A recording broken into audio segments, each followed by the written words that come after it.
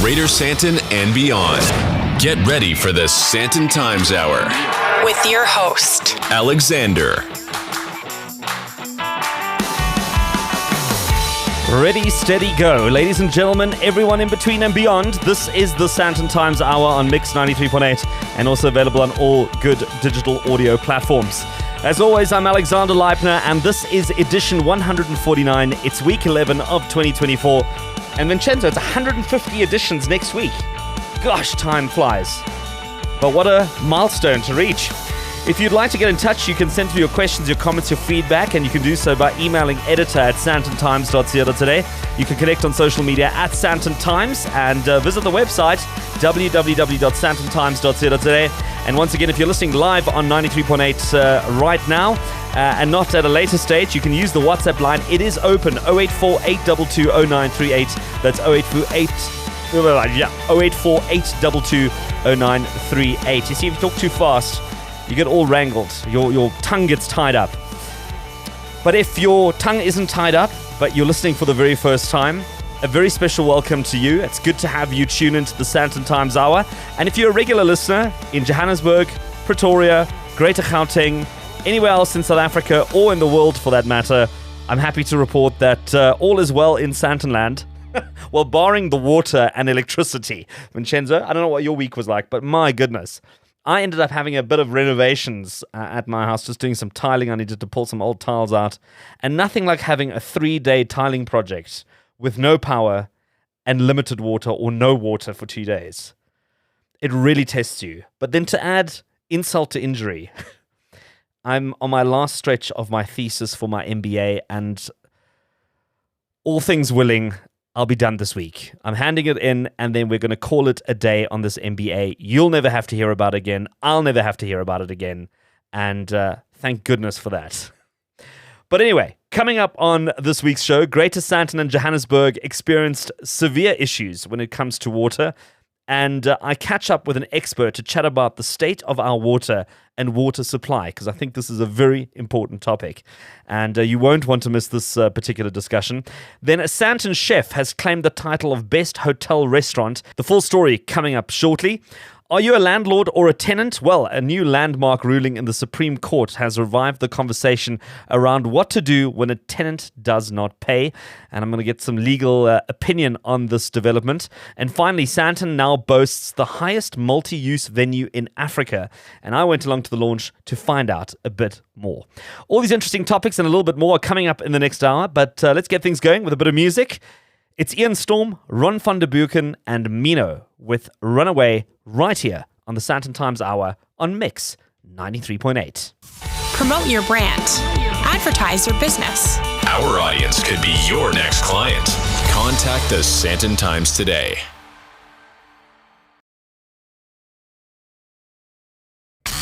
From Greater Sandton to the rest of the world, this is the Sandton Times Hour. This is the Sandton Times Hour on Mix 93.8 and also available on all good digital audio platforms wherever you are in the world. And it's good to have you join me again for another week. And as we get this hour going for another week, I'm thrilled to be chatting about an interesting topic that we've all had to deal with, and that is water. Especially this past week, I think Johannesburg has been in absolute turmoil when it comes to water cuts, water shortages, no pressure. I mean, I know Greater Sandton was just running hot all across all social media and WhatsApp groups in terms of not having water. That compounded with load shedding makes for an incredibly interesting week for many people. I thought, well, we need to chat about this because I think water in general is becoming a greater issue. And if load shedding was something to deal with, I think any kind of impact on our water supply is going to be even more colorful. And here to chat to me about this particular topic is Dr. Ferrial Adam. She's an executive manager with WaterCAN, which is an initiative of OUTA. Doctor, I think before we kick things off, give me your impressions of the general state of Johannesburg or Greater Sandton's water. I think that what we're seeing in many parts of Johannesburg, and I would extend it to Gauteng, is a lack of infrastructure maintenance for years. So I think when you don't actually maintain your infrastructure, you are going to have what we have now, which is long kind of cuts. We're going to have lots more leaks, burst pipes. All of those kind of things are going to impact on the state of our water in the city. It's very worrying. I don't think it's something that we can say can go away like tomorrow. It's going to be with us for a while. And I think we need to figure out how to best deal with it.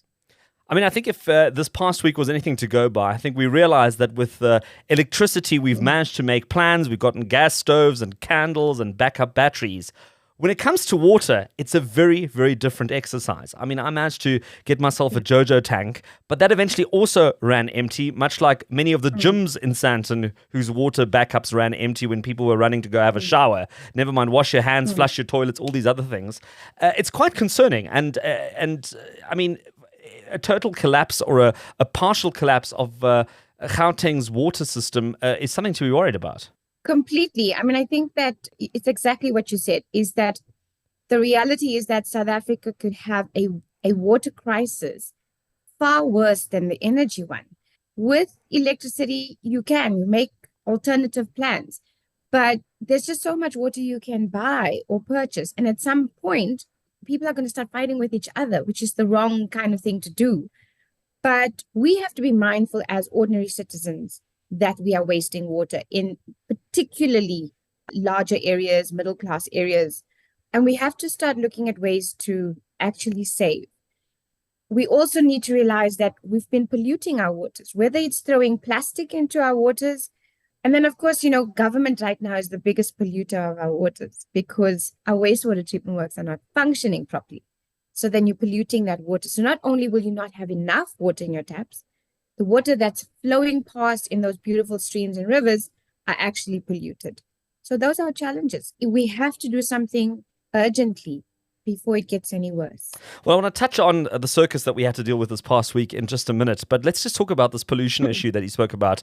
I also received an email this week from, residents associations in Bryanston and Ferndale, who were also telling me about how the Bryan Fern Spruit was also being sewage-filled pollution. But we're seeing this across Johannesburg. I mean, we've had the issue in places like Hartbeespoort Dam with growth there, and also as a result of pollution of the waterways. We've got the lettuce that's growing in the Vaal River. And I mean, that's probably just touching on a few things. There's probably a hell of a lot more that we could probably look at. But there is a general lack of care for our natural waterways, which then also feed into our drinking water and the water that we use in our houses. This is correct. I mean, I think that if you look at government's own statistic of at least 70% of our wastewater treatment works that are at a critical or very dire state, that means that they're not working properly. That means that they are releasing a lot of sewage into our rivers and streams.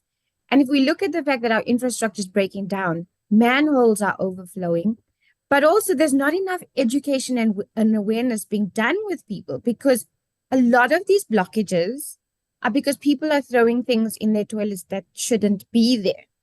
So it's really exacerbating the state of our infrastructure. So if you've got infrastructure that's old, and then you keep dumping things into toilets, that is going to cause more kind of pipe bursts and leakages into rivers and streams. And it's not just in Bryanston. You got the Klein Yixke, Braamfontein Spruit, Yixke, Hennops River, all of them around Joburg, Pretoria, that have high levels of pollution in it. And it's not just, there was photographs from Alex last year, and I think people would have seen it online, where there was like red and green and orange and blue. It looked like paint.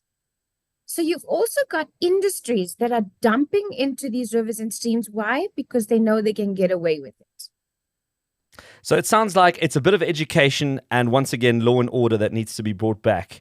that'll also solve a lot of these issues, because Yes. we've just absolutely We need lost to the hold plot. people, if we hold people accountable for what they, for pollution, then I think people would stop doing that. But also, we have to create the awareness that this is our water. If we mess this up, we are done for. We've got to be able to protect basic water resources. I'm chatting to Dr. Ferrial Adam. She's an executive manager of WaterCAN, an initiative of OUTA. We're going to continue this conversation in just a minute. Stay tuned. Follow the Sandton Times on social media. At Sandton Times. Your body is amazing. Give it what it deserves in 2024. Join Virgin Active today and get up to 4 months free. Or join on Premier at 25% off and train anywhere, anytime with unlimited access. Call 0860-GET-FIT or visit a club. virginactive.co.za. T's and C's apply. You're listening to the Sandton Times Hour. This is the Sandton Times Hour on Mix 93.8 and also available on all good digital audio platforms. I'm chatting to Dr. Ferrial Adam, Executive Manager of WaterCAN, an initiative of OUTA. And we're talking about some of the water issues that we've had predominantly this last week. I think it was quite dramatic, Doctor. I don't know if that's a bit of a hyperbole, but it felt like almost the whole of Johannesburg was being impacted by some sort of water cut or water pressure issues, and reservoirs running empty, and people having to go to supermarkets and, I don't know, shower in Volpre or whatever it is that they were doing. I think that you're right. I think that for the first time, many of our reservoirs were very low, like less than 10%. And that is very concerning. The thing that we need to realize is, for the first time, I think, and we need to not allow political parties to use this as a political tool, and neither must we allow this to become a point of division amongst us as South Africans, and that's going to happen. Because what we're seeing is that across the board, wherever you stay, from Sandton to Soweto, people have been impacted by no water. But let's be honest, some people have been going through this for years and nothing's been done, and there's been no focus on them. And I think that this has now raised that issue. So there's a lot of anger in Johannesburg. The fact that people have been without water for months on end, it's now hitting Sandton, which was protected for a long time and even protected from load shedding for a long time. And I think that's going to raise a different level of ire. But we need to realize that we have to work together across the board to actually find proper solutions to our challenges in South Africa. Well, I'd almost like to argue that the issue in Sandton's actually been going on for quite some time. I know that I have access to a borehole that has been almost dormant for the last, at least through the pandemic and even before the pandemic, because of water levels dropping, irregular water flows, and other water things. I think my garden hasn't seen water in quite some time if it hadn't been for a rain tank. But, it is becoming a little bit of a luxury now in terms of having water and electricity at the same time. You don't know if you're going to make yourself a cup of coffee or have a shower. I know. I know, and I think that we're giggling about that, and that is unacceptable. No, it's unbelievable what we're starting to have to sort of consider normal. But the question is as well, with this last week, was this also partly due to load shedding? The power supply not coming to the right substations to filter the water, to pump the water, to move the water around Johannesburg, or was this purely an infrastructure issue on the water side? Alex, the truth is, that's what they're telling us, right? And that's our frustration, is that we don't have good enough communication from city, from Joburg Water, from city, from the mayor, and they say no, they are communicating, they have press releases. But if you go to one of those talks, there's we've had people present PowerPoint after PowerPoint showing us a lot of data on what reservoir has what percentage of water each reservoir has, and the fact that this pump station didn't work and that pump station didn't work. And now the latest one, by the way, in addition to the load shedding, is apparently one of the big pump stations was hit by lightning. But then you will hear someone else saying, no, actually it wasn't lightning. Some person in the station caused something and the power blew. But we don't know, and we don't know what is the truth and what is not the truth, because I will reiterate, and we've been attacked for this, that there hasn't been a proper, transparent level of communication with people, with ordinary people. So they can tell us that, well, it's out of their control. They had no, it's load shedding or it's lightning or whatever. Because what do you say if something's been struck by lightning? You have to accept that, right? But load shedding has not started last year. It didn't even start 2 years ago. And we're still using that as an excuse that we cannot pump up our reservoirs because of load shedding. So yes, it's very frustrating. I think we've managed to figure out load shedding in terms of ordinary people and how we live our lives. But people who have water and are responsible for services, surely they should be better organized. Well, this is starting to sound a little bit like the bolt or the spanner that got stuck in the workings of a power station 15 years ago. Anyway, let's see. Is this going to be the same route we're going to take with water? Well, we'll see. Dr. Ferrial Adam, Executive Manager of WaterCAN, an initiative of OUTA. It's been an absolute pleasure chatting to you on the Sandton Times Hour. It's the bottom of the hour. We're going to take a quick musical break and more of the Sandton Times Hour right after this. Back for more? The Sandton Times Hour continues. Welcome to the second half of the Sandton Times Hour on Mix 93.8. I'm Alexander Leipner, and that was Endless Summer, Jonas Blue, and Sam Felt with Crying on the Dance Floor. And with people that have a good enough musical memory, you might pick up that Alice DJ Better Off Alone sample in that song. Hey, how all those good old 90s and 2000 classics get remixed for a whole new generation. If you caught something intriguing during the show this week, but you missed all the details, well, don't worry, don't distress. You can head over to the sandtontimes.co.za and you can explore the show notes, which will have a breakdown of all the details, guests we spoke to, where to go, what to do, who to contact, all of those good things, some further reading and some links for you. So make sure you bookmark sandtontimes.co.za, and also don't forget to connect with us on social media. You can get the Sandton Times on pretty much every platform that is social media, and make sure you follow and be part of that conversation. You can obviously tweet. Do people still tweet, or do they X? I don't know what they do, but they post. You can also DM, and you can do all those good things. And also don't forget to use the hashtag Sandton Times Hour. Well, I know we often don't always talk about Sandton things. We also talk about things that are beyond Sandton, but I'm thrilled to have another Sandton conversation coming up, and that is with the executive chef of the Eclipse restaurant at Hotel Sky in Sandton. And just to clarify that, it's the Eclipse restaurant at Hotel Sky, because there is another Eclipse restaurant in Sandton. Believe it or not, it's at the Southern Sun Sandton. I don't know how that happened. And they're literally a kilometer apart from each other. So there's two Eclipse restaurants. The one you want to go to is the Eclipse restaurant at Hotel Sky Sandton. And I'm thrilled to be joined by executive chef Gengis of the restaurant. And you've just walked away with a really great award. So congratulations, chef, on that. Thank you so much, Alex. It has been a great achievement for us this year. Tell us a little bit more about this award. It is the South African Restaurant Awards, also known as SARATABLE or SARATABLE. What does it mean in terms of winning this particular recognition? So we got the best hotel restaurant for 2024, and we get recognized. All the big guys were there. A lot of the hotel restaurants. Marketing. So the event is quite a big event and stressful event, because you're sitting there thinking, am I going to get something? We hosted the event at our hotel as well. So for us, winning this award was a privilege, honor. I couldn't express it more. And at that same stage when we were hosting it, we were busy with operations, because we obviously run a quite big hotel here. So we had other dinners happening as well. And when they announced our award, not me or the F&B manager was around, but at least our restaurant manager was there, and she accepted the award with us. When we got there, we were like, wow, at least somebody went up and got it for us. And tell me a little bit about your food and culinary journey. How did you get into becoming a chef and following this passion? Oh, Alex, I think I was born with a chef knife in my hand. So I come from a family of chefs, 8 siblings. My dad's a chef, my 3 brothers are chefs, my sister's a pastry chef. We married chefs. Oh, wow. My mum also has a bit of culinary in her, and I never thought that I would actually be a chef.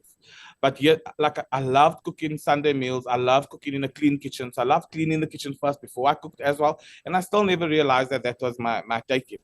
And eventually it just became, I learned to love it. I got my first job.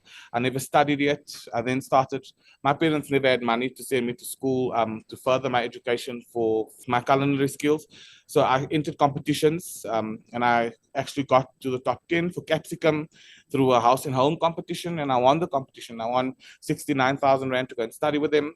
I got to study in the best year with 2010 when we hosted the FIFA World Cup.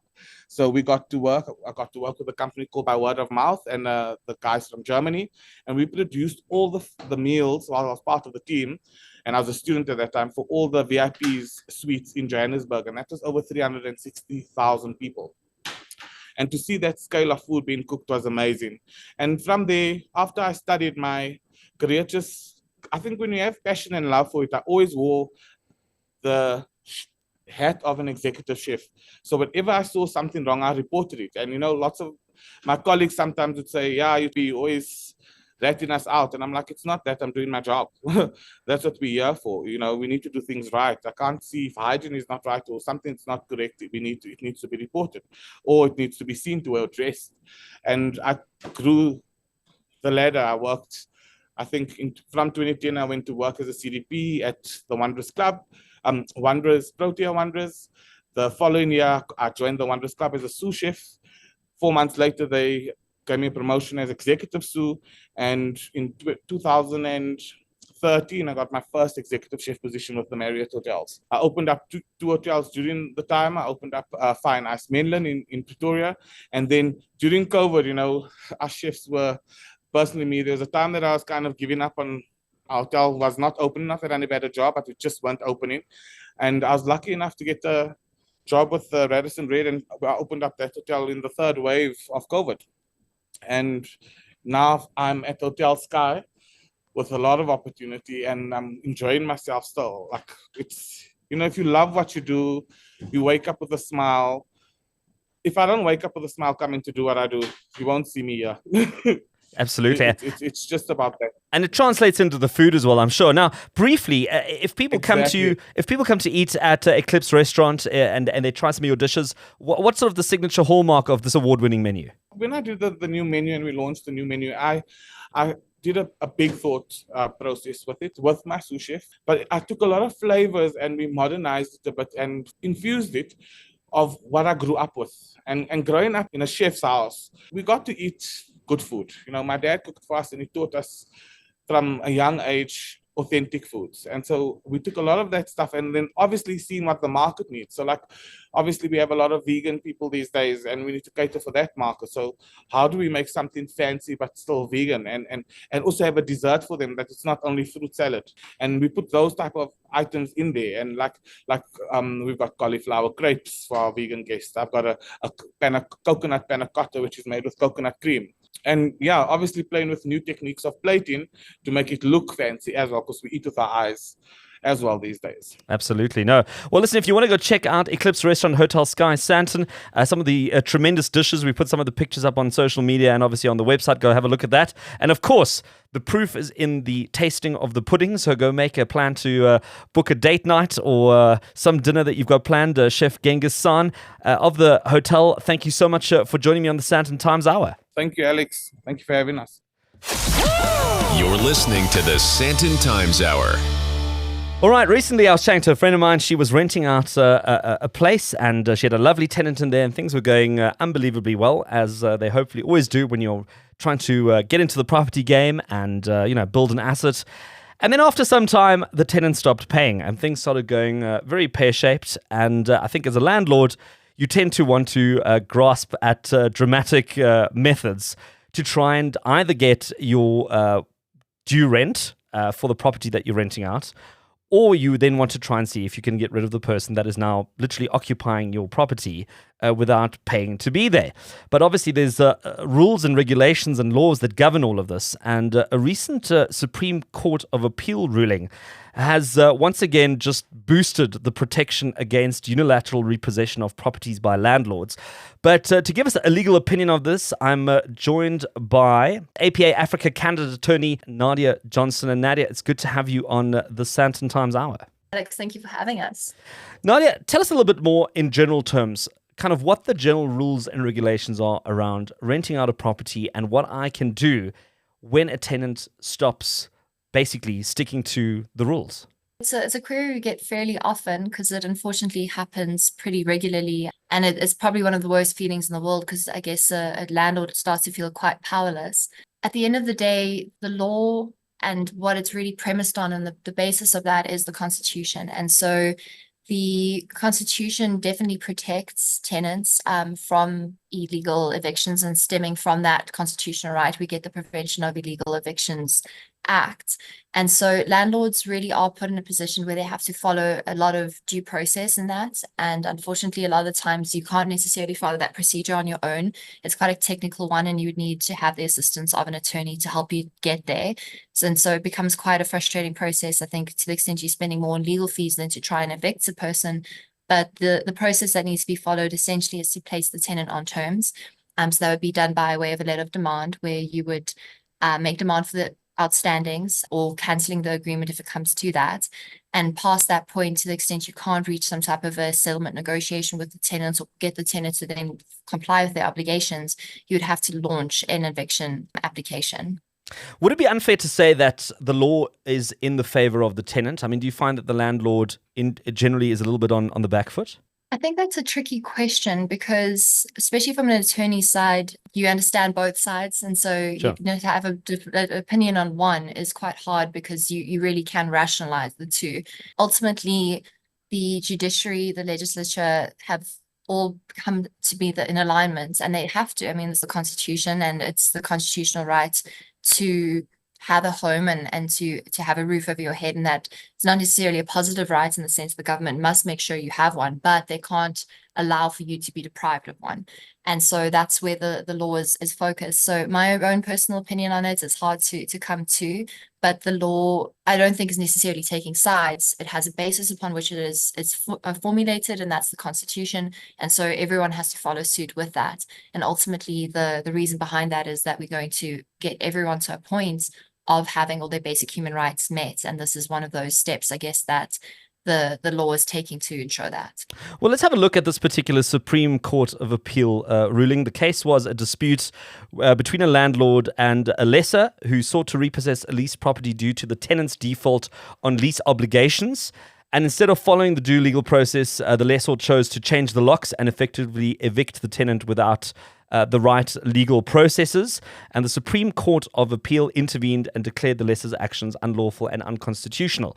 Now, this doesn't sound like an unfamiliar or an uncommon case. Why is this such a important ruling? Why has this suddenly sort of come to the light? So, I mean, you are correct. It's not uncommon. I think a lot of landlords want to take matters into their own hands, and they construct these lease agreements and attempt to build in clauses that can potentially protect them to some extent possible. So I think the significance of this case, and I'm just going to nerd out a little bit on this one, is we were previously discussing the relationship between a tenant and a landlord in a context of often a residential property. That's usually where you see it. In this case, what's interesting is we have two juristic entities. So we have two companies essentially that are contracted with one another. So the law was very well established post the Constitution coming into play and all the case law that followed. And we were very clear on how evictions in residential properties would take place. In terms of commercial properties, and you often, if you have a commercial dispute, it's a little bit, I wouldn't say easier, but the process is one where you're not necessarily, at that time, it seemed to be depriving anyone of any particular right if you were to do an eviction in that case, because it's not somebody's home per se. What's interesting about this case is that the Supreme Court ruled, yes, you may not be depriving somebody of their right to housing by, for example, putting locks on the doors and preventing access, but you are nonetheless preventing the company from exercising its constitutional right to due process. So it basically meant that the landlord was able to get the effect of an eviction order without actually having to go through the process of doing so. By doing that, they're depriving the tenants of the right to reply and all the other things that are entailed in this right to access the courts. And so this case, while slightly different and there's a nuance to it, really follows the same line of reasoning with evictions in residential properties, but is dealing with a different constitutional right. So if you had to provide some sort of guidance for landlords that are facing a sort of a similar position. And once again, I encourage them to find the right legal advice. Obviously, don't take it from here, at face value. But I mean, if you were guiding somebody, what is the right process in terms of dealing with tenants, be they a company or be they an individual that are in breach of contract in whichever possible way? Where should they go and what should they do? At the outset, I think prevention is better than cure. So you really want to make sure that the terms of the agreement are really understood, upfront, recorded. That's just from the very outset, you're doing your due diligences to the extent you can, conduct a credit report or get some type of disclosure from the potential tenants. That's always a good place to start. But I mean, you're absolutely right. In the short amount of time that we're going to have together, we're never going to be able to cover the full extent of what the process entails. But you do want to reach out and get some sound advice and do this the right way, because the consequence of not doing so is far greater than just following the process as you should. And yeah, so attorneys are great people to speak to for that reason. Yeah, I think so. And I think you don't want to get yourself into more hot water than the one you're already dealing with. So probably some very good advice. APA Africa candidate attorney Nadia Johnstone there joining me for a bit of a legal opinion on something I suppose a lot of people are facing if you're in the property game or if you're dealing with a tenant or even a landlord in some instances. You might want to do that. We're going to take a quick musical break. I'm going to wrap up the hour right after this. The best of talk and music in 1 hour. This is the Sandton Times Hour. It's the Sandton Times Hour on Mix 93.8 and available on all good digital audio platforms. And that was TCTS and Eleanor with Say No More. This week, Legacy Hotels and Resorts unveiled arguably the country's highest multi-purpose venue called Level 45. Situated 45 floors up at the Leonardo, this venue offers unparalleled 360-degree views of the sprawling Sandton cityscape. And let me tell you, the views are spectacular, even at night and during the day. So both equally as decadent. I caught up with Glenn Stutchbury, Operations Director at Legacy Hotels and Resorts, and I asked him what Level 45 had to offer. It's 179 meters above the ground. It is a 360-degree vista of Johannesburg. So picture OUTA, where you've been often, and you come down, and this is the same vista, but it's windowed and roofed. So it's going to be a space for people to do remarkable things, because we're giving everyone a canvas and telling them paint. You've already got a lot of great venues at the Leonardo. What brought about this evolution and who came up with this idea? The whole idea behind it, Alex, is simple. People ask us to use spaces like Aurum and our third floor lobby, and we wanted to give them something that they could custom make. And up here, they can do almost anything they want. So it could be a cocktail party. We do up to 500 people up here. We can do a sit-down dinner for 300 at a buffet, or a fashion show, or a product launch. But the reality is, it's about where do people want to make impact? And I think that's what Level 45 will deliver. What kind of business have you seen coming to Sandton? I mean, there's a couple of properties that Legacy looks after in Sandton, but also to the Leonardo specifically. So Leonardo is a mix. In our apartment rental pool business, we get a mix from all over the world, actually. And a lot of it is corporate. And they're coming obviously here on business into Sandton, being the richest square mile in Africa. That's where business happens. But on the other side of it, we've got a whole weekend trade that come in to spoil themselves, whether it be at Aurum, whether it be up in OUTA. So Leonardo's a playground. It's a mixed-use development in the middle of Sandton that does a multitude of things. You've been with the Leonardo since the beginning. What have been some of your highlights since you started at the Leonardo? Well, the highlight was actually just watching this amazing building go up. So highlight number one was when they took the cranes away and you saw the building without cranes and realized that it was a beacon for Sandton and for Africa. Then it was just seeing the spaces come together, because I'm in operations and running hotels and buildings, but we've got a development team that creates concepts like this. And you don't quite see everything that they're creating until they give it to you. and then we take it over, and our job is to make it sing. What do you think is going to be the highlight for anybody who comes and visits L45 at the Leonardo? I think their highlight has to be the fact that they got a 360-degree vista of Josie. And Josie is incredible. You and I both know it. We've often looked at the view together and said, look at it. It's green, it's full of hope, it's full of excitement. And yeah, I think that's what they're going to come. It'll be a place where you put an event on in order to impress your audience. That was Glenn Stutchbury, Operations Director at Legacy Hotels and Resorts, and I encourage you to hop onto the Sandton Times website and see the video we shot up there. The views are breathtaking, and it just gives you a feel for what you can expect if you get a chance to go up there. If you're organizing a company event, well, this might be something you want to go check out, but it is truly remarkable. That's all we have time for this week on the Sandton Times Hour on Mix 93.8, and is always available as a podcast on Apple, Amazon, Spotify, and all other leading digital audio platforms. As always, if you want to get in touch, you can email editor@sandtontimes.co.za. You can connect on social media at Sandton Times and log on to the website www.sandtontimes.co.za, and feel free to send through your questions, your comments, your feedback, your thoughts, your inputs, suggestions. All of those things are welcome. Let's wrap up the show this week, and that's to play out with an appropriate song, considering I'm calling it a week on the NBA. And before I get people emailing me and messaging me, Vincenzo, kids, education is the best thing you can get. I encourage you to get the best education and get lots of education, because it's the one thing nobody will be able to take away from you. But maybe just wait a little bit on jumping into an MBA. It's Oliver Heldens and Piero Pirupa, We Don't Need. Thank you for listening, and let's do it again next week.